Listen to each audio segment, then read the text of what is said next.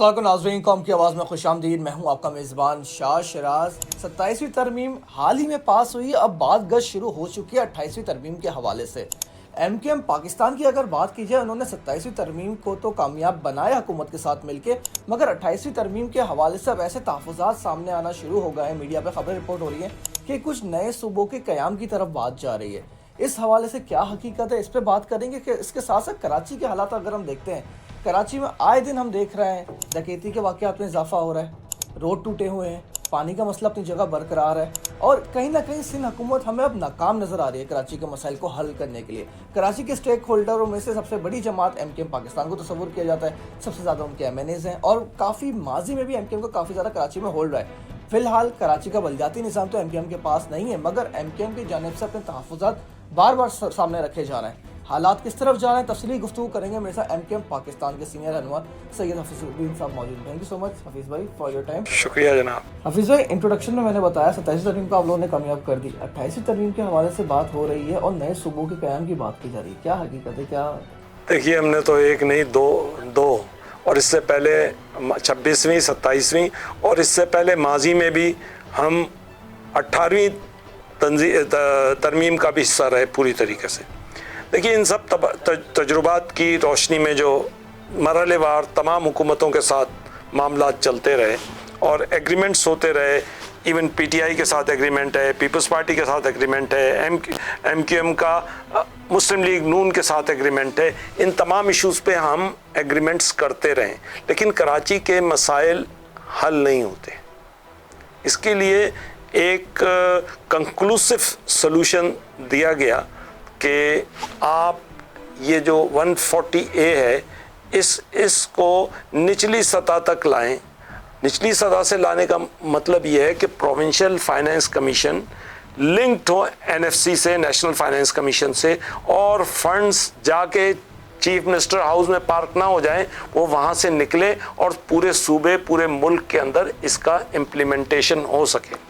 देखिए, आप उठा के दुनिया भर में देखेंगे तो किस तरीके से थर्ड टायर ऑफ गवर्नमेंट को एम्पावर किया गया, उसके फ़वाइद हर किसी ने देखे दुनिया भर के अंदर। इवन हमारे पड़ोसी मुल्क हिंदुस्तान के अंदर आप उठा के देख लीजिए, इसी तरीके से आप चाइना में देख लीजिए, आप जहाँ इसको मगरबी दुनिया के मैं आपको रेफरेंसेस नहीं दे रहा हूँ, वहाँ पे तो बहुत ही mature third tier of government है। आपके सामने है अभी न्यूयॉर्क का ममदानी का किस्सा। मैं ये समझता हूँ कि अगर फ़र्ज़ कीजिए कि यहाँ पर थर्ड टायर ऑफ गवर्नमेंट में आप परफॉर्मेंस देखें एक आदमी की, मुस्तफ़ा कमाल की, आपको अंदाज़ा होगा कि 300 अरब रुपए के साथ मुस्तफ़ा कमाल ने कराची का चेहरा बदल दिया था। कराची दुनिया के तरक्की याफ्ता तरीन शहरों के अंदर एक काउंट होने लगा था, लेकिन आज की कैफियत देख लीजिए। आज है क्या इशू? देखिए, वसाइल की गैर मुनसिफाना तकसीम, that is the important issue. सबसे अहम इशू ये है कि वसाइल की तकसीम प्रॉपर नहीं होती। आज अंदाज़ा ये है कि ये 2-3 साल में हमें जो इनके फिगर्स के मुताबिक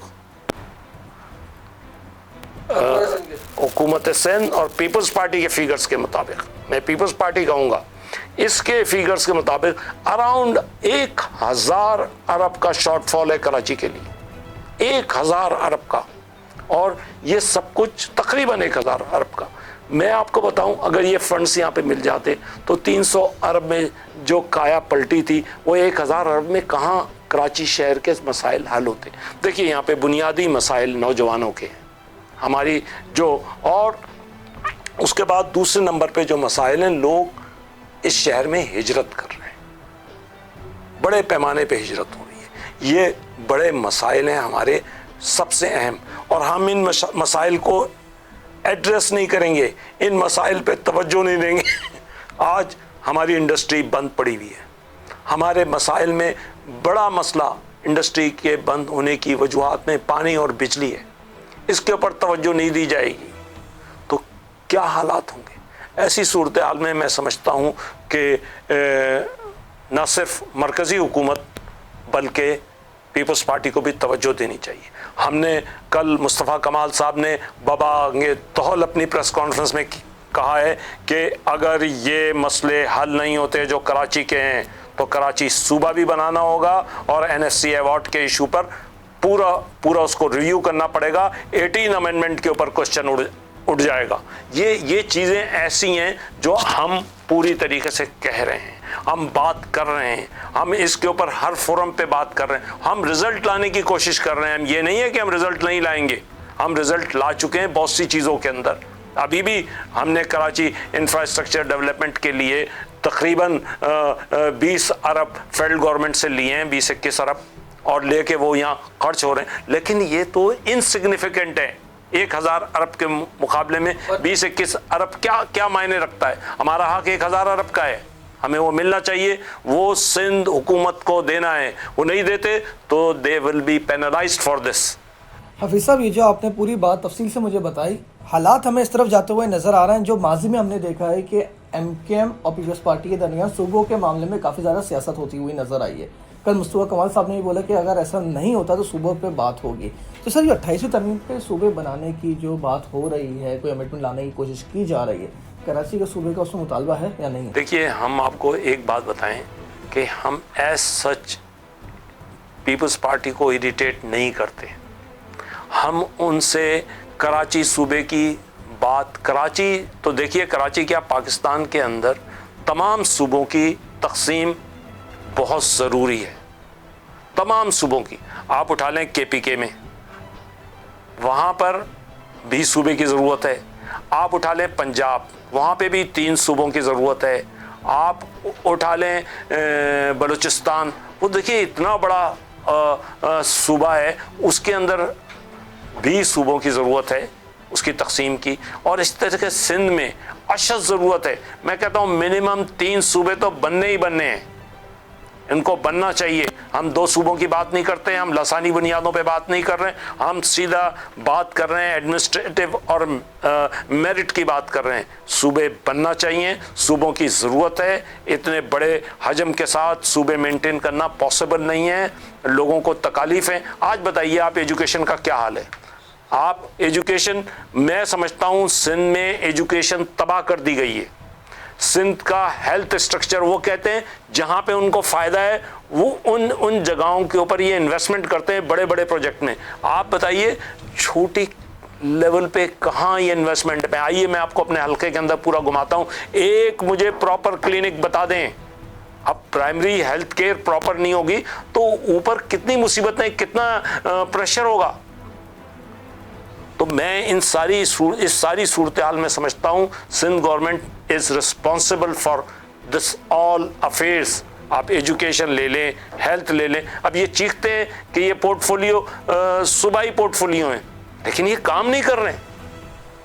तो सर, यानी आपकी बातों से अंदाज़ा ये हो रहा है कि जो खबरें सामने आ रही हैं नए सूबों के क़याम के हवाले से, पाकिस्तान में मज़ीद 12 सूबे बनने चाहिए, इस बात हो रही है, ऐसा ही है? देखिए, अंडर कंसिडरेशन है। देखिए, अंडर कंसिडरेशन तो ये सालों से, ये मेरे ख्याल में 2 दहाइयों का किस्सा है। 2 दहाइयों से ज़्यादा, 3 दहाइयों से हम ये मुतालबा कर रही है MKM, लेकिन ये सिर्फ अब मुतालबा नहीं रहेगा, इस पर अमल कराना ज़रूरी हो गया है।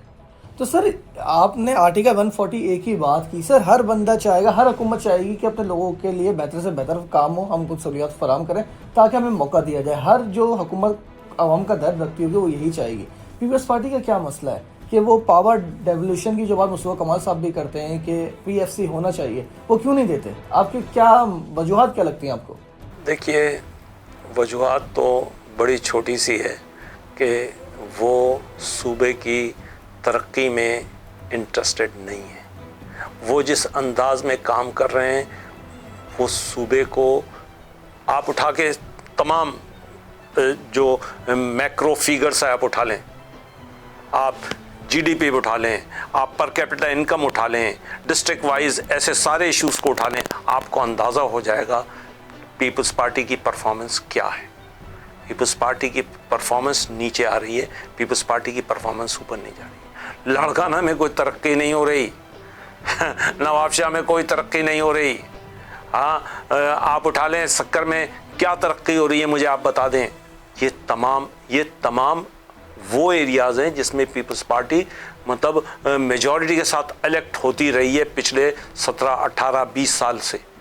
2008 से तो उमूमी तौर पे पीपल्स पार्टी का टोटल कंट्रोल है अंदरून सिंध। और अगर आप आ जाएंगे कराची की तरफ तो कराची पे ठीक है उनका कंट्रोल नहीं है, लेकिन आज तो बल्दियाती इदारे उनके हाथ में हैं, प्रोविंशियल गवर्नमेंट उनके हाथ में है, ये एब्सोल्यूट पावर उनके पास है। ये तो हम बाहर से बैठ के नेशनल असेंबली से या सूबाई असेंबली में हमारी अपोजिशन इश्यूज को हाईलाइट कर रही है। हम कोई उस हद तक नहीं जाना चाहते, हम भी उस कोalition गवर्नमेंट का के पार्टनर हैं जिसकी पीपल्स पार्टी मेजर सपोर्टर है और इश्यूज पे वो अपनी बात मनवाते हैं। वो फेडरल गवर्नमेंट के साथ उनके कोई इश्यूज हैं तो उन्होंने तमाम मनवाए हैं। कराची के इश्यूज को क्यों नहीं मनवाते आप पूरी तरीके से? कराची के इश्यूज पे आप क्यों नजर नहीं रखते? कराची का इशू सबसे बड़ा इशू ये है कि यहाँ पे तो एक डोमिसाइल मिलना भी लोगों को मुसीबत के है। यहाँ के कॉलेजेस यूनिवर्सिटीज़ के अंदर एडमिशन मुश्किल हो गई है। आप बताइए कि ये जो इस सूबे के अंदर इन्होंने डोमिसाइल के इश्यूज़ को बहुत इम्पोर्टेंस दी है, पीआरसी के इश्यूज़ को एडमिशन्स के लिए। आप बताइए यहाँ का गरीब पठान, पंजाबी, सिंधी किस तरीके से वो डोमिसाइल यहाँ का ले सकेगा? जाली डोमिसाइल उसको दिए जाते हैं, कल आने वाले वक्त में वो परेशान होता है। आप कॉलेजेस की फीसेस देख लें, आप देखेंगे तो आप परेशान हो जाएंगे। आप यहाँ हॉस्पिटल्स के अंदर फैसिलिटीज़ का फिकदान देख लें। आपको पंजाब में तमाम दवाएं फ्री मिल रही हैं बेशतर वहाँ पे। यहाँ पे कहाँ पे ये नर्सरी केयर के अंदर या वो छोटी क्लिनिक्स के अंदर या हॉस्पिटलों के अंदर कहाँ दवाएं फ्री मिल रही हैं? कहाँ उनका इलाज प्रॉपर हो रहा है? मैंने बयान देखा नासिर शाह साहब का और इनका शर्जील मेमन साहब का बयान। इन्होंने मुस्तफ़ा कमाल साहब के बयान पे तनकीद की है। आप मुझे बताइए ये तनकीद कहीं बनती है? भाई तुम जब नहीं करोगे तो हम अपने हुकूक की बात नहीं करेंगे तो और क्या करेंगे? हम तो तुम्हारे साथ चलना चाहते हैं। हम तो नए सिंधी उर्दू बोलने वाला सिंधी बन के रहना चाहते हैं। हम सरे तस्लीम कम करते हैं तुम्हारे साथ। तुम्हारे एहसान को हम मानते हैं कि तुमने हमें ज़मीन दी यहाँ पे, लेकिन this is not the way कि तुम हमारे हुकूक को पामाल करो। हफीज़ साहब, आपने शर्जील मेमन साहब की बात की। अभी उन्होंने बयान दिया है कल की प्रेस कॉन्फ्रेंस में ही कि एमकेएम पाकिस्तान अपने अंदरूनी इख्तलाफात को छुपाने के लिए इस तरह की बात, सूबे की बात कर रही है और अपने मुतालबात सामने रख रही है। तो सर क्या कोई अंदरूनी इख्तलाफ मौजूद है? शर्जील मेमन साहब इल्ज़ाम लगा रहे हो, ऐसी खबरें मीडिया में भी आती रहती हैं, कहीं ना कहीं पार्टी के अंदर कोई मसाइल है। देखिए, अगर हम यही बात करना शुरू करें कि पीपल्स पार्टी में भी बड़े मसाइल हैं, हम भी पॉलिटिकल पार्टी हैं, हमारे दरमियान कोई इख्तलाफात हो सकते हैं, मैं समझता हूँ इसके अंदर कोई बुराई नहीं है। लेकिन कल मुस्तफ़ा कमाल साहब ने प्रेस कॉन्फ्रेंस में बबांगे दोहल ये बात की कि हमारे इख्तलाफात, अंदरूनी इख्तलाफात तो हो सकते हैं, लेकिन हम इश्यूज़ पे, लोगों की फलाह व बहबूद पे एक हैं। हम इश्यूज़ पे एक हैं। ये आजमा के देख लें, किसी इशू पे बात कर लें, पूरी एमक्यूएम एक सफ़ में खड़ी हुई नज़र आएगी इनको। तो सर वाकई में वैसे अंदर कुछ ऐसा मसाइल हैं जैसे बात हो रही है, खबरें सामने आती हैं, कोई क़यादत को लेकर मसला है, तंजीमी मामलात को लेकर मसला है कि सेक्टर ऑफिस का क़याम नहीं आ रहा, तंजीमी मामला सेटल नहीं हो रहा है, ऐसा कहीं ना कहीं इख्तलाफ? देखिए, मैं आपको बताऊँ, इन इख्तलाफात की कोई अहमियत ही नहीं है। बहुत ही माइक्रो किस्म के छोटे मोटे इख्तलाफात को अगर कोई मीडिया या पीपल्स पार्टी इसको हवा देना चाहती है इस तरीके से शर्जील साहब, तो मैं समझता हूँ ये उनकी बेवकूफ़ी है। वो आजमा के देख लें, एमक्यूएम आवाम की जद्दोजहद के लिए एक है और रहेगी एक। वो हफीज़ साहब, आपने अभी तफसीली गुफ्तगू मेरे साथ की है, मुझे कंक्लूजन आपकी बातों से ये नज़र आ रहा है कि एमक्यूएम फ़िलहाल हुकूमत छोड़ने का कोई इरादा नहीं रखती। आपने पीडीएम हुकूमत में भी मुआहदा किया था कराची के मसाइल को लेके, आपकी वजह से ही शहबाज शरीफ साहब पहली बार वज़ीर आज़म बने थे, एमक्यूएम की पूरी सपोर्ट थी। अब दूसरी बार भी आपका उनके साथ एग्रीमेंट हुआ, उस पर अभी तक बज़ाहिर तौर पर कोई इम्प्लीमेंटेशन हमें नज़र नहीं आ रही है। तो इन फ्यूचर एमक्यूएम का कोई इरादा है कि हुकूक वजारतों से इस्तीफ़ा देने का, हुकूमत से अलग होने का? देखिए, कोई ऐसा इरादा तो नहीं है, लेकिन अगर हुआ, अगर हमारे मुतालबात पूरे नहीं हो तो हम हुकूमत में बैठ के क्या तालियां बजाते रहें? हम समझते हैं कि हम ताली बजाने के लिए नहीं है। प्राइम मिनिस्टर साहब ने हमें यकीन दिलाया है, उन्होंने अपनी तकरीर में भी कहा है, नेशनल असेंबली के अंदर फाइनल वर्ड्स जो उन्होंने कहे हैं, उन्होंने कहा है कि मैं एमक्यूएम के इश्यूज़ पर बात कर रहा हूँ। मैं समझता हूँ प्राइम मिनिस्टर साहब इसमें पूरी तरीके से हमारी मदद भी करना चाहते हैं और हमारे इश्यूज़ को रिजॉल्व भी करना चाहते हैं। Thank you so much sir for your time. नाज़रीन, हमने पूरी गुफ्तगू सुनी। उम्मीद करते हैं कराची के मसाइल, ऐसे कराची वाले अगर हम बात करें, हल होते हुए हमें नज़र आएंगे। एमकेएम पाकिस्तान की जानब से बहरहाल कोशिशें की जा रही है कि कराची में डेवल्यूशन ऑफ पावर है, PFC अवार्ड्स है, आर्टिकल 48 का मुतालबा है, उसको वो पूरा होता हुआ नज़र आएगा। अगर ऐसा नहीं होता, हमें साहब कह रहे हैं कि एमकेएम हो सकता है छोड़ सकती है हुकूमत। प्रोग्राम पसंद अपना फीडबैक जरूर दीजिएगा। That's all for tonight. Voice of nation की वीडियोस देखने के लिए हमारा चैनल सब्सक्राइब कीजिए और बेल के आइकॉन पर क्लिक कीजिए ताकि आप हमारी तमाम आने वाली वीडियो से बाखबर रह सकें।